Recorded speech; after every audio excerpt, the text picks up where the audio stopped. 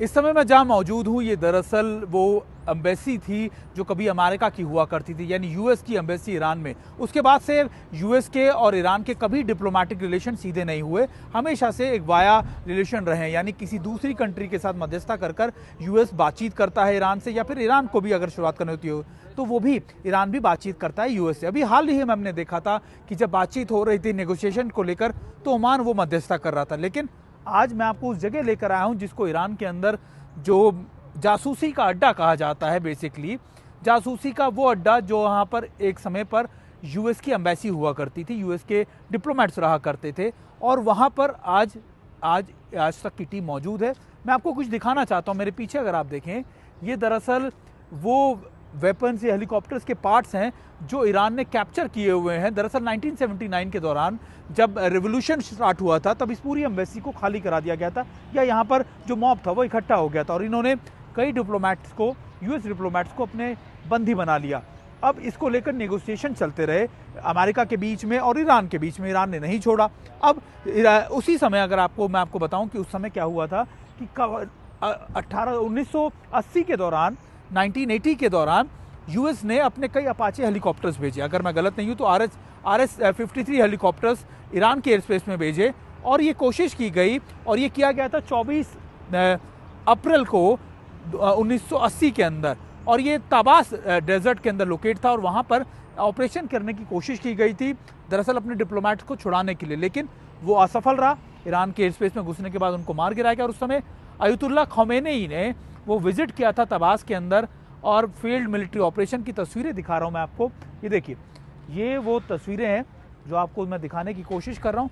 दरअसल ईरान हर उस चीज़ को बहुत संजोकर एक अपने लोगों को बताने के लिए कोशिश करता है कि जब भी कोई बड़े ऑपरेशन या कोई बड़ी ऐसी काम उनकी तरफ से किए गए हों जिसमें यूएस को या फिर ब्रिटिश या फिर यूरोप के किसी देश को उन्होंने धूल चटाई हो, या फिर आप कह सकते हैं कि उनको काबिल ना होने दिया, तब ऐसे में वो सारी चीज़ों को संजोकर इस समय एम्बेसी में रखा जाता है। और अभी इस एम्बेसी के अंदर हर उस चीज़ को बहुत कायदे से, बहुत संभाल के रखा गया है जो इस समय जासूसी के लिए अमेरिका की तरफ से यूज़ की जा रही थी। आज तक की टीम इस समय तेहरान में मौजूद है। तेहरान की हर जगहों पर हम आपको लेकर चल रहे हैं, लेकिन सबसे खास बात ये, एक ऐसी जगह भी हम आपको दिखाने की कोशिश कर रहे हैं जो ईरान में एक बहुत इंपॉर्टेंट रहता है यहाँ के ईरानियन रेवोल्यूशन को लेकर।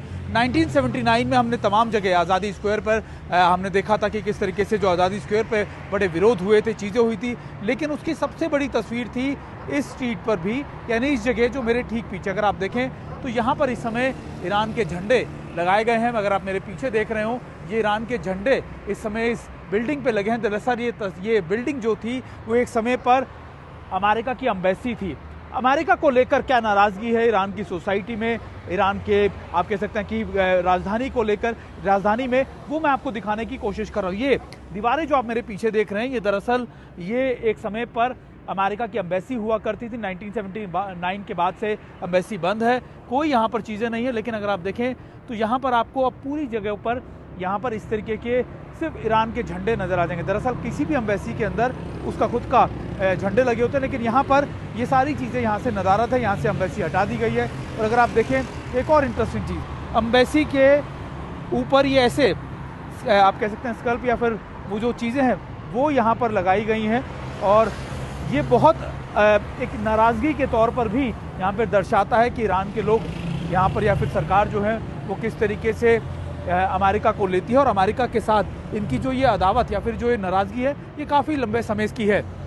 एक और चीज़, यहाँ पर जो यूएस एम्बेसी को जो नाम दिया गया है वो दिया गया है यूएस ऑफ एस्पेराज म्यूज़ियम, यानी स्पाइंग की जगह। और अगर आप देखिए एवरी डे फ्रॉम 8 to 6 में एक म्यूज़ियम बना दिया गया है, और इस म्यूज़ियम के पीछे की कहानी ये है कि यहाँ पर यूएस किस तरीके से ईरान में रहकर यहाँ पर जासूसी कर रहा था, किस तरीके से चीज़ें कर रहा था, वो दर्शाने की कोशिश की गई है। और इसके पीछे का भी मकसद यही है कि अब एस्पेराज यानी जासूसी का अड्डा या जासूसी की वो जगह जहां से लगातार ईरान के खिलाफ जासूसी की जा रही थी, ये यहाँ पर दिखाने की इस समय कोशिश की गई। यानी ईरान में अमेरिका को लेकर क्या नाराज़गी है, क्या इस समय वहाँ के लोग समझते हैं, या कि वहाँ पे सोसाइटी कैसी सोचती है, ये मैं आपको एक छोटी सी तस्वीर दिखा रहा था खासतौर पे तेहरान की इन सड़कों से। और इसके पीछे का मकसद यही था कि आप समझे जाने कि आखिरकार इस समय ईरान और अमेरिका के बीच की तलखी कोई नई बात नहीं है, ये कई दशकों पुरानी चीज़ें हैं। और ईरानियन रेवोल्यूशन के दौरान भी कुछ ऐसी ही तस्वीरें यहाँ पर देखी गई थी।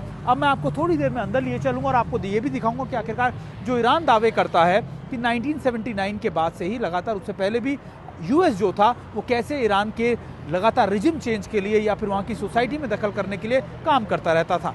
ईरान के लोगों का, उनकी सरकार का या रिजिम का यूएस को लेकर गुस्सा समझना हो तो शायद यूएस एम्बेसी जो तेहरान में उस समय थी वहाँ आकर समझना बेहद ज़रूरी होता है।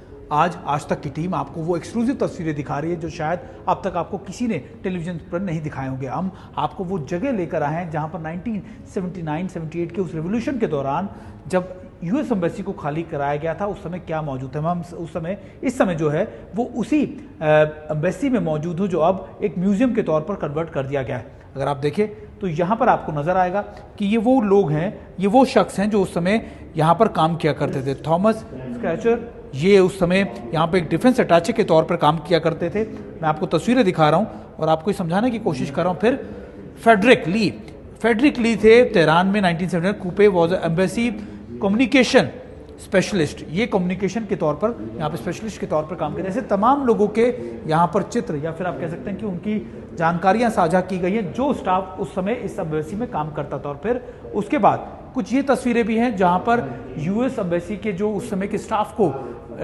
रखा गया था, ईरान की तरफ से कैप्चर कर लिया गया था, ये उनकी तस्वीरें हैं। यहाँ पर हर कमरे के उसी तरीके से रखा गया है जिस तरीके से उस समय ये हुआ करता था। और अगर आप देखें तो यहाँ पर भी ये एक विजिटिंग रूम है जो उस समय ईरान ने क्योंकि इसको म्यूजियम में तब्दील कर दिया है। और सबसे इम्पॉर्टेंट था ये सीक्रेट रूम जो अगर आप देखें यहाँ पर ये लिखा हुआ है the secure room for the secret sessions of crystal. इसे क्रिस्टल रूम कहा जाता था।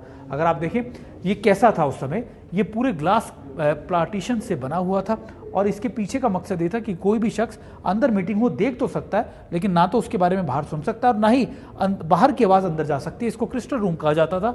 और ये बहुत ज़्यादा आप कह सकते हैं कि आप देखें कि मोटे कांच या फिर आप कह सकते हैं कि प्लास्टिक फाइबर किसको तैयार किया गया। अब सबसे दूसरा इंपॉर्टेंट आस्पेक्ट था जो मैं आपको दिखाने की कोशिश कर रहा हूँ कि अभी यहाँ के ताज़ा हालात कैसे। अब इसी जगहों पर कुछ ऐसे चीज़ें भी रखी गई हैं अलग अलग जगहों पे। उस समय की तस्वीरें जब ईरान की एम्बेसी यहाँ से खाली की गई थी तब यहाँ पर माहौल क्या था। और इस गुस्से को समझाने के पीछे मैं आपको ये भी समझा रहा हूँ। देखिए यूएस के कई लोग जब पकड़े गए थे या फिर आप कह रहे हैं कि उनको लेकर जाया जा रहा, उनकी तस्वीरें अभी भी वैसे ही रखी गई हैं। और अब यहाँ पर मैं आपको लेके चलता हूँ जो इक्विपमेंट उस समय कैप्चर किए गए थे, ये वो इक्विपमेंट है जिनको ईरान कि उस समय की सरकारों ने कैप्चर कर लिया था। ईरान के मुताबिक ये पेपर है जो उस समय डिस्ट्रॉय किए गए थे और इनको दोबारा से रिवाइव कर लिया गया, इनको दोबारा से ठीक करके पार्टिसिपेशन एग्रीमेंट और अगर आप देखें छोटे छोटे एग्रीमेंट हैं या डेट्स के ऊपर जानकारियां लिखी हैं, वो सभी डॉक्यूमेंट्स को इसी तरीके से रखा गया। अब उस समय जो यूएस की एम्बेसी उन चीज़ों का इस्तेमाल करती थी जिन आप कह सकते हैं कि सर्वेलेंस इक्विपमेंट हो गए, उनके अपने कागजात करने, टाइपिंग मशीन हो गई, उन सब चीज़ों को। और अब देखें टेलीफोनिक मशीन या टेलीटाइप मशीन, मॉडल लिखा था device encrypted and transmitted data mechanically and decode receive data in the same method. मतलब डाटा रिसीव करने के लिए और भेजने के लिए इसका इस्तेमाल किया जाता। A satellite antenna for sending and receiving telecommunication message and टेलीमैथी।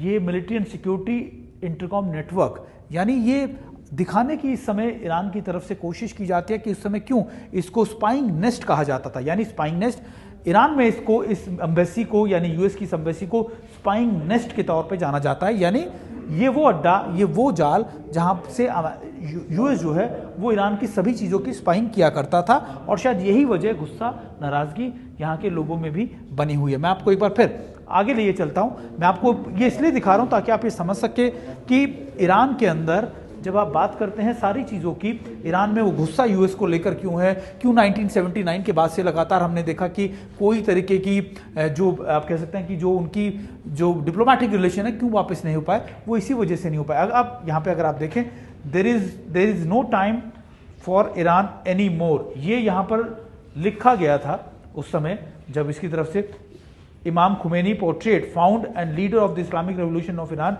Has been put on the wall by the student the early days of taken over. यानी यहाँ पर जो लगातार जो चीज़ें थी, यानी जब टेक ओवर किया था उसकी है। मैं आपको सारी चीज़ें दिखा रहा हूँ। अब ये भी आप देख लीजिए, यहाँ के कुछ सेफ जोन, सेफ रूम्स बनाए गए हैं। ये बेसिकली बंकर के तौर पर काम करते हैं। और ये इसलिए होते हैं, देखिए यहाँ पर ये स्पाइंग के लिए काम किए जाते थे, माफ़ कीजिएगा। और वो इसलिए क्योंकि एक समय था जब यहाँ पर जो चीज़ें थी वो किस तरीके की थी, मैं आपको दिखा रहा हूँ। और ये सारी तस्वीरें आप तक पहुँचाना इसलिए ज़रूरी है क्योंकि जब आप तेहरान की बात करते हैं, जब आप ईरान की बात करते हैं और जब आप यूएस के साथ उनके रिश्तों की बात करते हैं, तब आप ये समझ पाते हैं कि देखिए रिश्तों में इतनी तल्खी क्यों है, क्यों आखिरकार ये वजह हैं। ये देखिए कई जगह तो ऐसे उन पेपर्स का भी जिक्र किया गया है जो उस समय पकड़े गए थे। In order to avoid the US incidents in Iran, request 15 drivers from the मजूरी motor pool provide a daily basis, मतलब कुछ डॉक्यूमेंटेशंस भी यहाँ पे रखी गई है। लेकिन वो ताज़ा हालात में आपको बता रहा था कि उस समय क्या हुआ करते होंगे इस समय के। ये है, अगर आप देखें, अब ये है वहाँ के अम्बेसडर का रूम, यानी उस समय जो अम्बेसडर थे उस समय के, ये उनका रूम है जहाँ इस समय मौजूद है। उनका नाम था विलियम सुविलान, यानी ये उस समय अम्बेसडर हुआ करते थे। और अगर आप देखें करीबन 10 साल तक 1951 से 79 तक जो डिप्लोमेटिक रिलेशन रहे उसमें आखिरी थे William Sullivan, the last American ambassador in Tehran. उसके बाद से कोई डिप्लोमेटिक रिलेशन ना तो ईरान के अमेरिका के साथ और ना ही अमेरिका के ईरान के साथ है। ये आखिरी दौर था जब ये, उससे पहले की जानकारियाँ दी गई है कौन कौन से अम्बेसडर। और देखिए ये था अम्बेसडर का रूम, और ये मैं आपको सारी तस्वीरें इसलिए दिखाने की कोशिश कर रहा हूँ क्योंकि अब से आपने पहले ये तस्वीरें कभी नहीं देखी होंगी, और ये इसलिए आज तक की टीम पहली ऐसी टीम है जो इस समय यहाँ मौजूद है, आपको सारी चीज़ें दिखा रही है, आपको बता रही है। और आखिरकार यहाँ पर क्या ताज़ा हालात हुए होंगे उस समय जब 1979 के अंदर, आप देखिए जब ये सारी चीज़ें यहाँ से हटाई गई होंगी, जगह को कैप्चर किया गया होगा, क्या मौजूदा हालात उस समय रहे होंगे। और देखिए ये कुछ डॉक्यूमेंट, ये सारी चीज़ें जस की तस वैसे ही संजो कर इन्होंने रखी है, ये दिखाने के लिए कि देखिए हमारा जो गुस्सा, हमारा जो विरोध है कोई ऐसे ही नहीं है। जब भी किसी देश के अंदर कोई एम्बेसी खाली होती है, किसी देश के साथ किसी के डिप्लोमेटिक रिलेशन ख़त्म होने जा रहे होते हैं, या फिर वहाँ पर एक नया आप कह सकते हैं रिजिम आ रहा होता है, तो सबसे पहले काम किया जाता है वहाँ के डॉक्यूमेंटेशन जो इंपॉर्टेंट होते हैं एम्बेसी के, उनको नष्ट किया जाना होता है। जब ईरान के अंदर ऐसा हो रहा था तब यूएस एम्बेसी के लोग, अधिकारी क्या कर रहे थे, वो भी यही कर रहे थे, अपने ज़रूरी कागजातों को जला रहे थे या उनको नष्ट कर रहे थे। लेकिन आप मानिए कि ईरान ने ना सिर्फ उन जले हुए या फिर कटे हुए कागज़ों को दोबारा से काम किया, कई सालों तक उनके ऊपर जो चीज़ें लिखी हुई थी वो सारी जांची परखी गई। ये देखिए क्लासिफाइड वेस्ट ओनली, ये उस समय का बर्न मटेरियल था जो रखा गया है, और sample of destroying equipment and documents, यानी यहाँ पर वो सारी चीज़ें, वो सारे डॉक्यूमेंट्स रखे गए हैं जो उस समय के थे। और ये देखिए डॉक्यूमेंट्स के दूसरी, और ये लिखा हुआ है यहाँ पर, ये देखिए यहाँ पर ये लिखा हुआ from the first day of the take over the former army embassy various committee were found by the students, यानी यहाँ के बच्चों ने on the commitment of dedicated retrieving, यानी इन सभी डॉक्यूमेंट्स को, क्लासिफाइड डॉक्यूमेंट्स को, ऐसे डॉक्यूमेंट्स यानी आप इस हालात में थे ये डॉक्यूमेंट्स, और इनको जोड़ कर इन्होंने इनमें से सारी जानकारियाँ इकट्ठा की, यहाँ पे दिखाने की, अपने लोगों को दिखाने की कोशिश की गई है। अब उसमें जानकारियों में क्या क्या चीज़ें थी वो सारी चीज़ें, इसके अलावा जो documents from the US espionage den, इसके ऊपर इन्होंने पूरी की पूरी किताबें तक छाप दी हैं और ये दिखाने की कोशिश की गई। देखिए ये उस समय ऐसे काम किया करते थे, और ये तस्वीरें भी साझा की गई हैं। और इस समय अभी ये जानना बहुत ज़रूरी है हमारे लिए भी कि आखिरकार जब हम यहाँ पर आए हैं तो हम क्या क्या देख रहे हैं। और इस समय लास्ट दिन of 1935 US government force to admit Iran condition, देखिए जब रिलीज़ करने की जो लोग छोड़े गए थे उसके बारे में भी जानकारी है कि जब छोड़े गए तो हमारी शर्तों पे छोड़े गए, और ईरान ने ये सारी चीज़ें यहाँ पर इसी तरीके से लगा रखी हैं, या फिर दिखाने की, हम लोगों, अपने लोगों को बताने की कोशिश कर रहे हैं कि क्यों हमारी दुश्मनी जो है वो यूएस के साथ में इतनी ज़्यादा बनी हुई है। जैसे कि मैं सो रहा हूँ तो पिताजी को जगाना है मुझे, तो वो डायरेक्ट उठाने के बजाय, और हिंसा की परंपरा मेरे यहाँ नहीं थी सौभाग्य से, तो वो क्या करते थे कि उस कमरे में आ जाएंगे या बाहर से गुजरेंगे और चौपाई बोलेंगे, प्रात काल उठ गए रघुनाथा मात पिता गुरु नावई माता।